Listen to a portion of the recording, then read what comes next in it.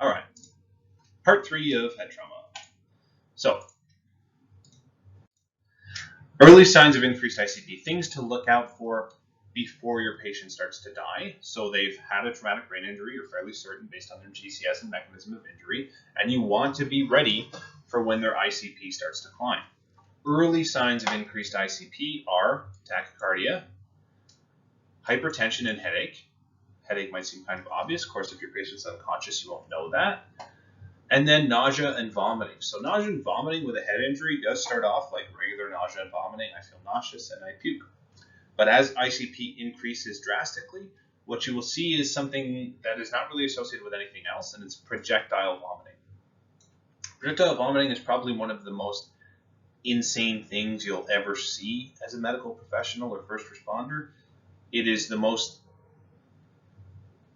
unbelievable action of the human body. Basically, it's not just vomiting, it is what it sounds like. Vomit comes pouring out of the human stomach and esophagus with such force, it is astounding. So what I mean to say is you will not mistake this for regular vomiting.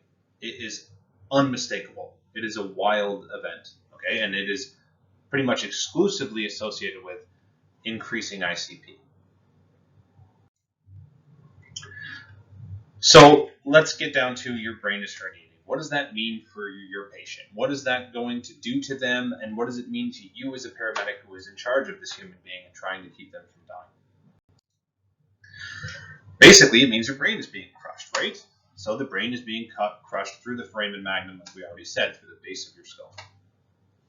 The thing is, when certain parts of the brain become crushed or subject to pressure, they malfunction in predictable ways. And that is really cool for you as a medical professional because it can allow you to be aware of what is happening with your patient without any actual physiological diagnostic criteria.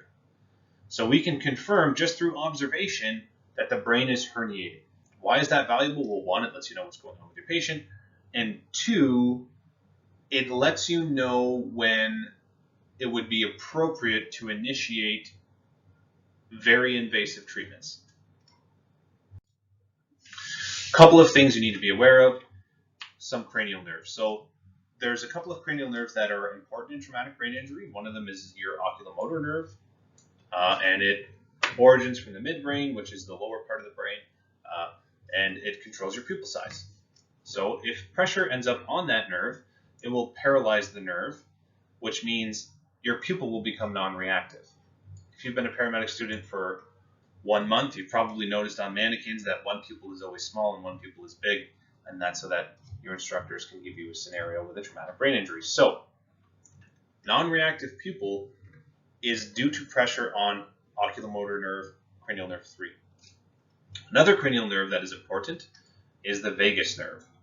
So, that nerve, when pressure is applied to it, will cause bradycardia. Keep that in mind as we're moving forward. The brainstem itself will have pressure applied to it just simply based on its location, right? It's the absolute bottom of the brain. So of course, if the entire brain is being pushed downward, it'll be the first place to have pressure applied to it. So cranial nerve, oculomotor 3, and cranial nerve 10, the vagus nerve, and the brainstem will all have pressure applied to it as the brain is herniating. Pressure on the brainstem will cause irregular and slow respirations, often referred to as Cheyne-Stokes, and people like to always bring up Cheyne-Stokes, but really what you want to remember is bradypnea, irregular and slow respirations. So, based on what we were talking about, you can expect certain physiological reactions based on the herniation of the brain, and those reactions are a non-reactive or blown pupil, irregular or slow respirations, and bradycardia. So those are things to look out for as well as your patient's intracranial pressure continues to rise. There is something in particular called Cushing's Triad. Cushing's Triad is nothing different than what we were just talking about. It's the physiological reaction to increased ICP. And when all of these three signs are together, it is safe to assume that your patient's brain is herniating. So let's look at these signs. Bradycardia, again, because of pressure on cranial nerve 10, right? Bradypnea, okay, because of the pressure on the brainstem itself, right? And then a widened pulse pressure. So why widened pulse pressure? Can anybody guess? And you might have already figured it out, but as that blood pressure widens, so gets a greater distance between systolic and diastolic, the mean arterial pressure becomes higher. So it's your body's natural way to increase mean arterial pressure. Well, why do we want to increase mean arterial pressure? Again, to overcome the overwhelmingly high intracranial pressure and perfuse the brain. So, something we haven't talked about yet, but is important to understand the very invasive treatment we have for patients whose brains are herniating. CO2 has the greatest effect on cerebral vessel diameter. So, basically, there's two things that can happen. You can have an increased level of CO2 in the brain and a decreased level of CO2 in the brain, and the effects are directly related to vessel diameter. So let's look at an increased CO2 level, which you could predict with your patient's end-tidal carbon dioxide. So you would have an increased blood vessel diameter, which means you would have increased occupying space within the skull, which means you would have increased blood flow, which is generally good, increased blood flow. But you would also, as a result of having the blood vessels get bigger and occupying more space, you would have increased intracranial pressure. Okay? So then what happens when you decrease CO2? Again, you could predict that with your end-tidal carbon dioxide. Well, you'd have a decrease in blood vessel diameter, so you therefore would have a decrease in occupying space. Unfortunately, that would result in a decrease of cerebral blood flow, but it would result in decreased intracranial pressure. And so knowing that CO2 affects the vessel diameter within the brain, and knowing that decreasing CO2 can narrow those cerebral arteries and decrease intracranial pressure, it becomes an actual therapy that is applied sometimes. So let's look at what the Basic Life Support Standards has to say on the subject of brain herniation. And really what this is it tells you when you can do the most invasive treatment we have, which is hyperventilation. First of all, the Basic Life Support Standards will tell you how they define cerebral herniation. And luckily, it's based on the pathophysiology we just discussed, but let's look at what they say. You want a patient with a GCS of under 9.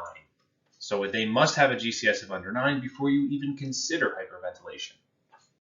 But if they do have a GCS under 9, then you're looking for only one of the following three things. Any one of them are present with a GCS under 9, and your patient is indicated to be hyperventilated. So we're looking for a dilated or unreactive pupil, or asymmetric pupillary response. So one pupil responds, but the other pupil does not to any stimulus, light, whatever. Then that patient would be considered to have cerebral herniation, or decorticate or decerebrate posturing, either bilateral or unilateral. It does not matter. Okay? So basically, any traumatic brain injury you pick up and their GCS is under 9, you're going to be consistently looking for 1 through 3 to happen. And then once it does, your patient is indicated for hyperventilation. Keep in mind the Basic Life Support Standards are not your ALS PCS. They are standards that must be followed. So let's say your patient is indicated for hyperventilation.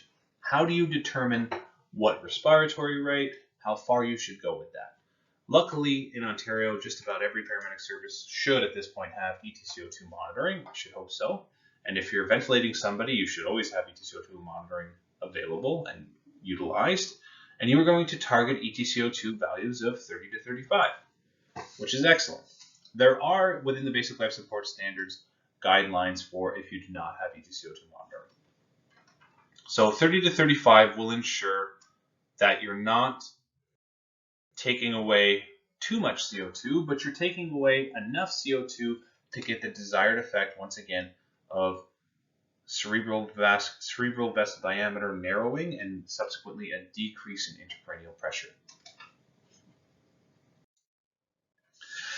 The reason that all those things need to happen before you can do that is that hyperventilation in the setting of intracranial pressure, increasing intracranial pressure, is an extremely risky procedure that has multiple negative effects. So what it can do is lead to an increase in CO2, a rebound increase in CO2. So you might be hyperventilating for a while and it certainly worked and the ICP decreased, but the moment you stop, there will be an overaccumulation of CO2 and an overdilation of arteries and a rebound effect that will cause a much increased ICP, even above the levels with which you started. So that can lead to death. And then another thing to keep in mind is once you decrease cerebral blood vessel diameter, you're decreasing cerebral perfusion. Once you're decreasing cerebral perfusion, you're decreasing the oxygen to the brain tissue. And when you're decreasing oxygen to the brain tissue, it's dying. So you're actively killing brain tissue by even doing this therapy to begin with. And when you kill brain tissue, it leads to inflammation and increased intracranial pressure, further causing that circle of death. So all that to say that it's extremely risky. There's tons of negative effects. The only reason you can do it in the first place is if the patient meets the indications in the BLS and their brain is herniating, they will certainly die without it. So now the risk is outweighed by the benefit, and that's the only time the risk is outweighed by the benefit. At least our thought process in Ontario is exactly what's mentioned in the basic life support standards. Other things to consider is aggressive airway maneuvers increase ICP. Some textbooks even recommend shutting the lights off in the room to decrease ICP. The brain is very, very sensitive to that kind of thing, suctioning any type of movement of the head or patient in an aggressive manner. You should elevate the patient 30 to 40 degrees depending on spinal precautions and what you can do for your patient to allow drainage of blood from the skull. So that's it on this series of head trauma. Please follow Paramedic Prep Program on YouTube and subscribe for more videos.